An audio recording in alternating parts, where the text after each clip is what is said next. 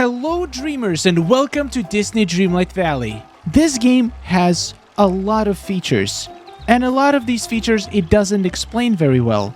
There's a lot of hidden mechanics, a lot of cool things that most casual players will never find out about. And if you are a beginner, you will probably not discover most of these things, or it will take you a very long time, and by the time you do discover them, you would feel upset that you haven't been taking advantage of these things earlier.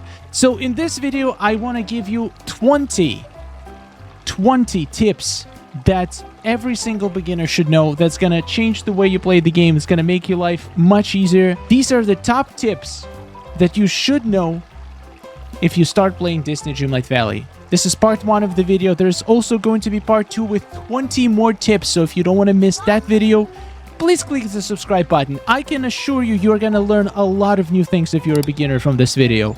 And even if you're not a beginner, I can bet that 1 or 2 things on this list you haven't know either. So let's jump right into it. Number 1. Did you know that feeding customers in Remy's restaurant actually makes you money? Hi.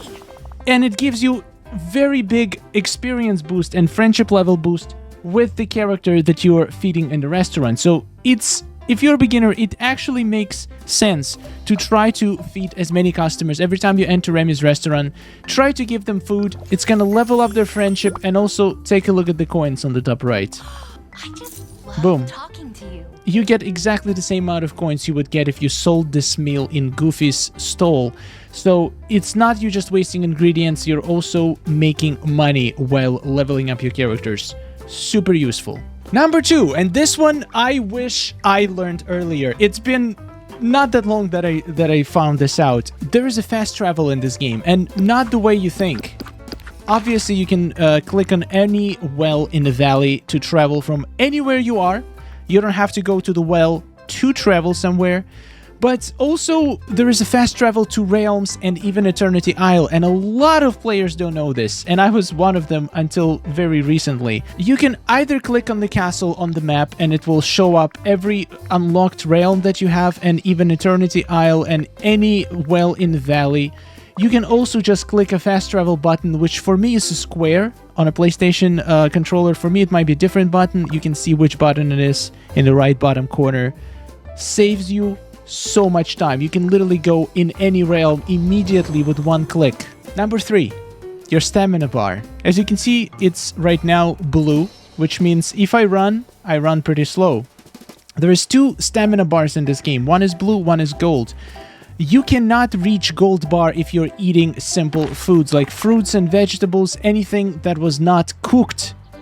Like if I eat a fish, it's not gonna give me any gold bar. It's just gonna fill up my blue bar. But if I want my gold bar, I need to eat any meal that was prepared in the stove. So if I eat this berry salad, as you can see, my bar goes way higher. And there is a lot of benefits to the golden bar that you might not even realize. First of all, just running around is faster. You have much higher speed when you have gold bar, and it doesn't even use the gold bar if you're just running. Just movement speed increases with no penalty. If you want to go in faster, you can click sprint button, which is for me a circle. For you, it could be something else. It shows on the screen on the left bottom corner, and you can glide around the map, which is even faster. Now, this mode does use your stamina, but it uses it very slowly, and I highly recommend to always sprint around the valley because it just saves you so much time in transportation. Now, another feature of the golden bar that a lot of people might not be aware of is that it gives you increased luck. You know those mini games when you're mining or farming or doing anything when it's just exploding in multiple items? You have much higher chance of that event happening if you have the gold bar. If you're mining with the gold bar on, you're so much more likely to trigger the explosion of items, or fishing, or foraging, any activity. You are much more likely to trigger the bonus game than when you don't have the gold bar on. Number 4, I see this one asked in the comment section a lot, and I agree, the game doesn't explain this to you properly. So you have villagers, and each villager can be assigned multiple different roles. If you talk to a villager, you can, once they reach level 2, you can assign a role to them, and you can see right now when you hang out which bonus it's going to be. Now, I currently have every single villager turned to time bending, so they're going to be giving me bonus every time I time bend using the villager. So the chances increase, as you can see right now, with friendship level of every character in the village who has this bonus, which means when you hang out with a time bender, for example, your bonus is gonna be calculated based on levels of all the time benders in the village that you have, even if you don't actively hang out with them. So with me having 35 time benders right now, I get absolutely insane bonuses when I do time bending. I get 16 plus of any items that I find. Insane bonus. Thank you, Elsa. This works exactly the same way for any profession that you do. If you're farming, your companion is going to give you more farming drops depending on how many total levels of farming profession you have in your entire valley. So you can hang out with any farmer you want.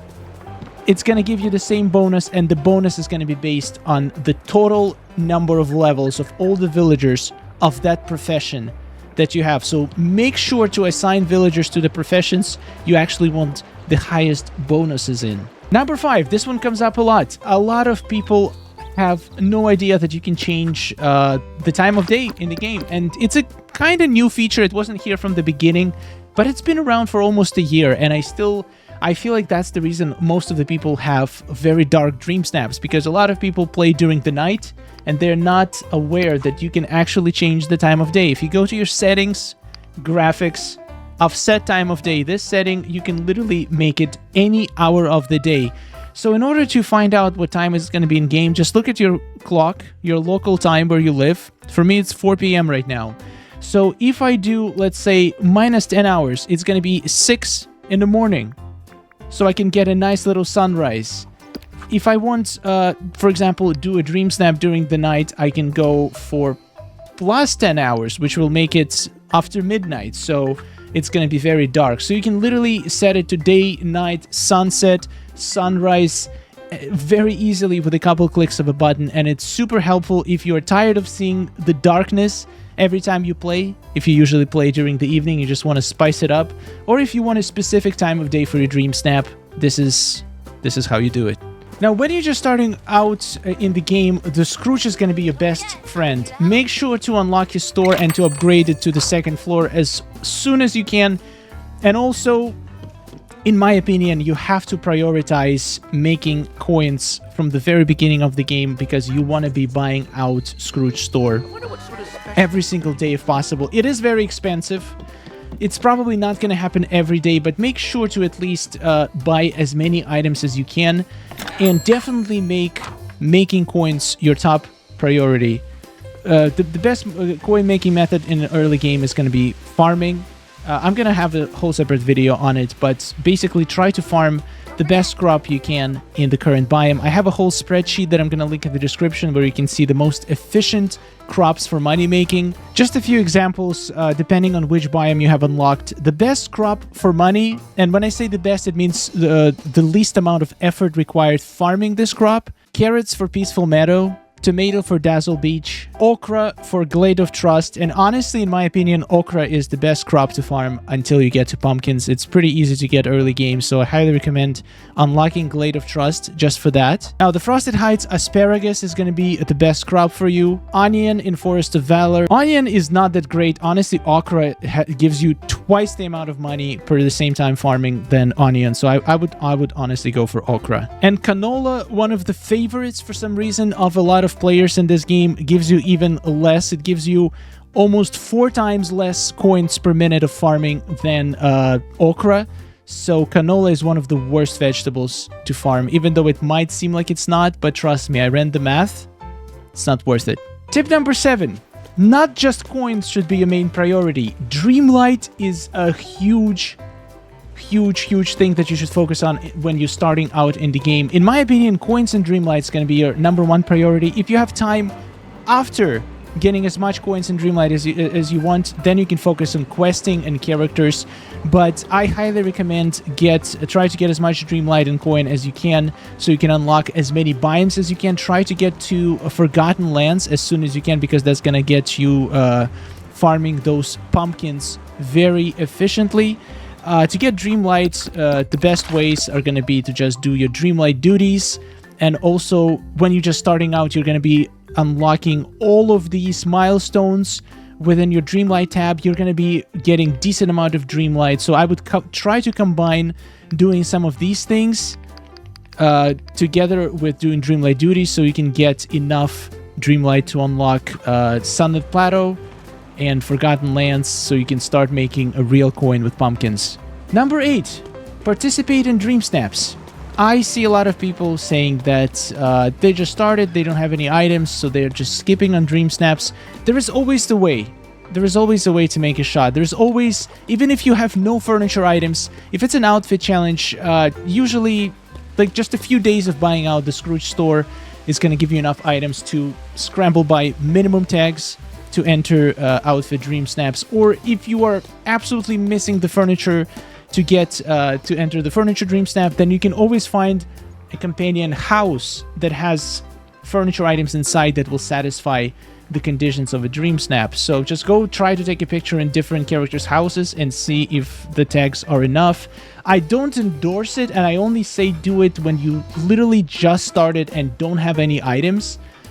I feel like that's the only way, and you are still guaranteed to get 300 Moonstones, which is going to help you out grinding for potentially a star path or some super cool premium shop item that you like. Number 9, and this one is surprising, and probably a lot of people don't even think about it, but I've seen a lot of people on social media, in my comments on Reddit, everywhere, just saying that they had no idea about this.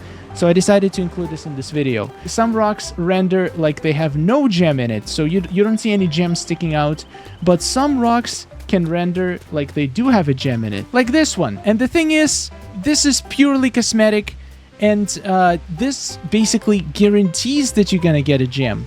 But even the rocks that don't have the gem sticking out of them can still give you a gem. So if your goal is to get as many gems as possible, don't skip gemless rocks, because you can still get gems from them. And also, if you do mine it and if you don't get a gem, you still have a chance for it to respawn with a gem in it, which will give you a guaranteed gem. So do not skip rocks, even if you're only looking for gems.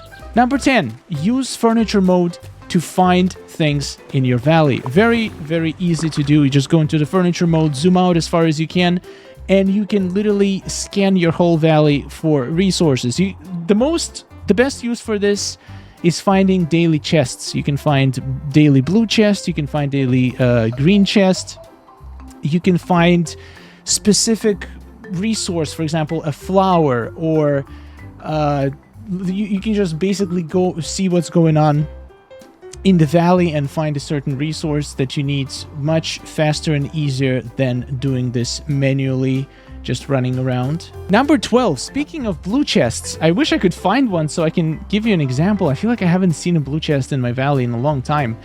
But don't just stop when you find one blue chest.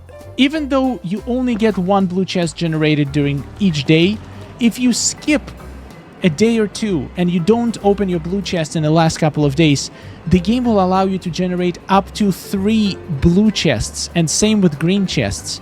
So if you haven't played for 2 days, or you haven't opened your blue chest in the last 2 days, you will be able to find up to 3 blue chests. It doesn't go higher than 3. So if you skip a week, you will still only be able to find 3 blue chests on a day where you start playing. So make sure to try to find every single blue chest that you can. And sometimes you will only have 1 blue chest at a time at the map. Once you open it, if you know that you are owed another one or 2 more, just wait a bit and then scan the map in a couple minutes, because the new one will spawn right after you open the first one. Also, if you can't find the chest on the regular island, and if you do have an expansion, make sure to do the scan in Eternity Isle as well, because the chests will spawn in either of them. And the thing about it, you can buy an Oh, I found my blue chest. Here it is. Beautiful. the thing is, sometimes the chest, like even if you own expansion and if you've never been in it, like if you haven't been to Eternity Isle yet, it will still spawn chests there as long as you own the expansion. So it took me a while to realize why can't I find my blue chests anymore? Because they were spawning in Eternity Isle.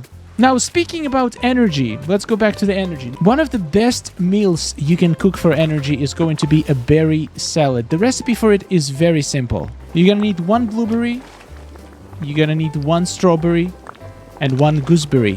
1 kind of each berry. They're super easy to farm, and you'll be able to get yourself insane amount of energy. One of these berry salads gives you 2,255 energy. It's absolutely the best source of early game energy that you can find, and potentially even late game, because berries are so easy to get. You don't have to grow anything, you just pick things up. And speaking of picking things up, tip 13. I keep jumping back and forth. I think we're at 13 right now. Tip 13, bring all of the trees, fruit trees and fruit bushes in the same place. Like make an orchard, or just doesn't have to be pretty. Just put them all together in one spot in your valley, preferably near your house. So every time you spawn into the game or teleport or just pass it by, you can just collect absolutely everything at once. Collect all the fruits from the trees, collect all of the berries from the bushes. It just helps a lot not needing to run around the entire valley, picking those up. You can use the berries for berry salads for energy. You can use the fruits for either cooking with them or potentially selling them, because that's probably the only thing that is safe to sell in this game. We'll get to it a little bit later, but definitely put them all together. Gonna make your life a lot easier. Tip 14, speaking of resources, do not sell resources. Do not give them away. Do not destroy them. I mean, you can't destroy things, but basically hoard everything. That's a very important tip. There's a lot of quests in this game that is going to require ridiculous amount of resources, especially if you're just starting out. Getting some of those resources is going to take you a long time. So I highly recommend build like a nice storage system. Doesn't have to be anything fancy, and just start collecting items. The only things that are safe to sell, in my opinion, are going to be seeds. You're going to be finding lots of seeds from just digging around. If you don't want to grow those seeds, just sell them. It's fine. And even if you potentially will grow them in the future, you can always buy them back for the same price, so you're not losing any money. And other things that are safe to sell are going to be food, any kinds of berries, any forageables that grow on bushes or trees, because those respawn all the time and you can always replenish your stock very easily. And also, yeah, everything that you farm. Any pumpkins, any onions, any carrots, those are going to be your best money-making methods. Do not, under any circumstances, sell stone, iron, gold, or gems. I would even say not to sell flowers. Flowers are going to be required in a lot of quests, and you want to have a decent stash of flowers, and at least until you unlock Beauty in the Beast flower shop. I'm telling you, you're gonna regret selling resources later. I definitely did. Do not sell anything mineable, like anything you get from mining. Just keep.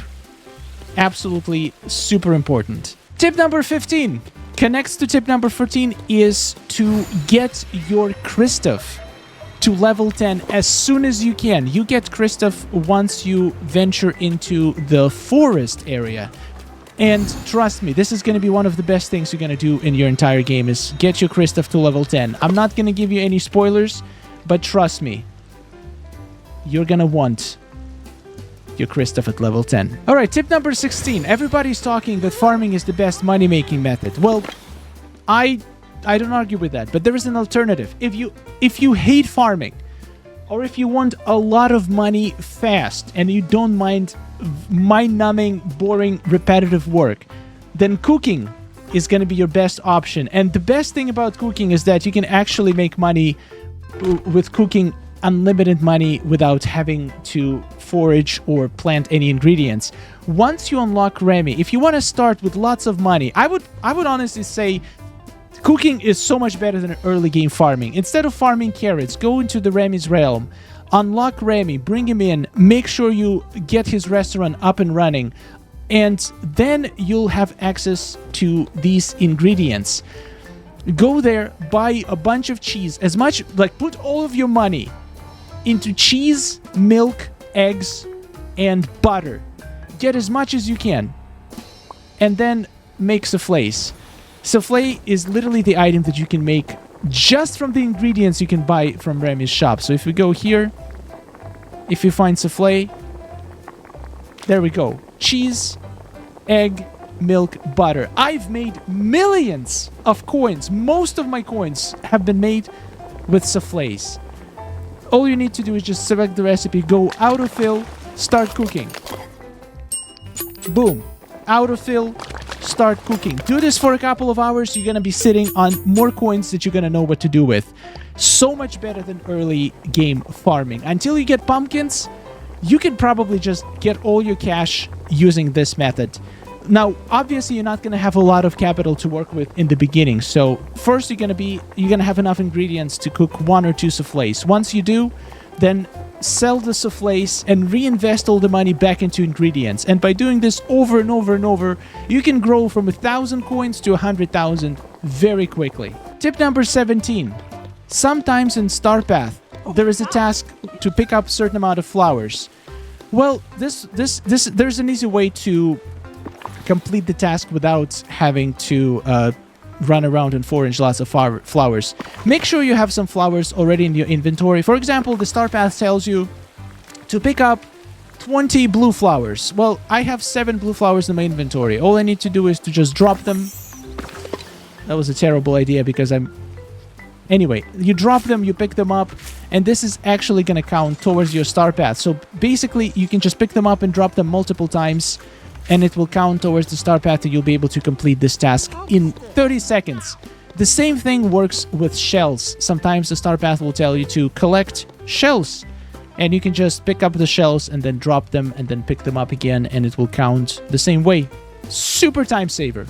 Number 18. We're getting close to the end of this video, so leave a like now if you haven't yet, and also subscribe. Number 18 is an interesting one. Do a potato quest as soon as you can. I'm pretty sure it becomes available very early in the game, and basically the thing that you get from Potato Quest, a little spoiler, but it might get you motivated to do it. It's going to be this rainbow fox, one of the coolest pets in the entire game. It glows, it shimmers, and it's beautiful. If you want to get this pet, do a Potato Quest. I'm going to link my Potato Quest series into the description to this video so you can find all the information you need to do all the quests. Number 19. A lot of people didn't know, at least that's what I read on social media, that you can actually mine or pretty much do any activity continuously by just holding the action button. For example, I come to the rock, instead of clicking multiple times on my mining button, I can just hold it. And it's gonna mine this rock until it breaks. Same thing goes with digging and harvesting, which makes farming so much more efficient. You can dig and harvest and even plant in a row by just holding the button. I just stand here, face the direction I want to go, and I just hold the digging button, and the character is just gonna automatically start digging in the straight line.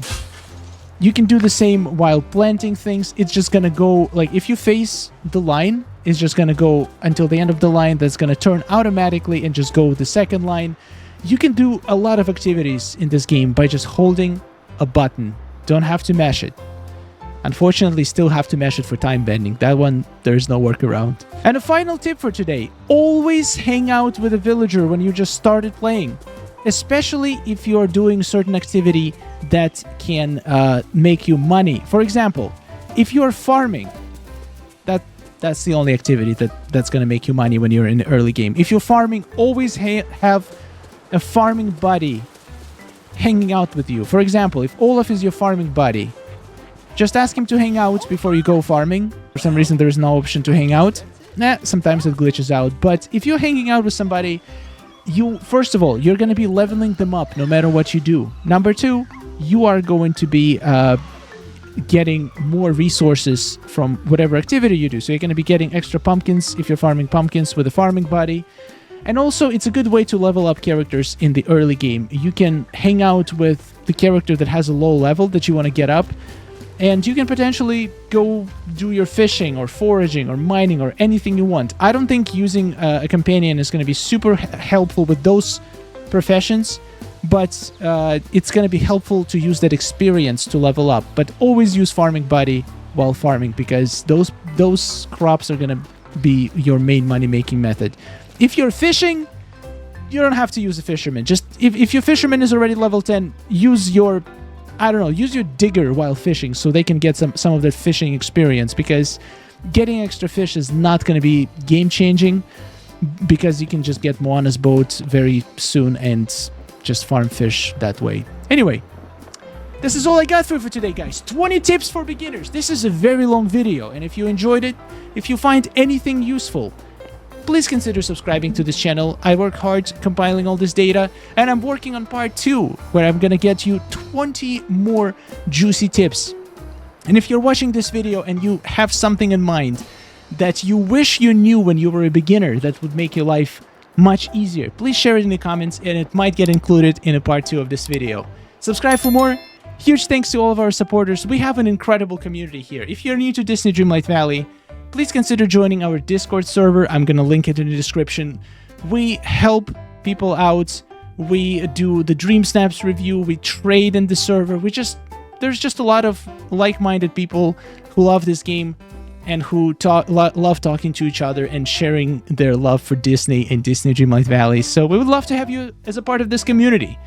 And let me know in the comments, what was the most groundbreaking discovery you've made from watching this video? I'm very curious. Thank you so much for watching.